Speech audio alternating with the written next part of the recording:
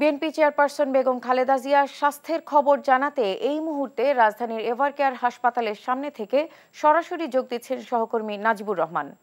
নাজিব, খালেদা জিয়ার শরীরের অবস্থা কি দেখছেন? আপনার কাছে কি খবর আছে আমাদের জানান। বিএনপি চেয়ারপারসন ও সাবেক প্রধানমন্ত্রী খালেদা জিয়ার যে শারীরিক অবস্থা রয়েছে সেটি কিন্তু অপরিবর্তিত রয়েছে। অর্থাৎ আপনারা যেমনটি বলছিলেন যে তার অবস্থা গতকাল রাত থেকে কিছুটা অবনতি হয়েছে এবং এখনও পর্যন্ত আমরা জানতে পেরেছি তার এখনও উন্নতি হয়নি।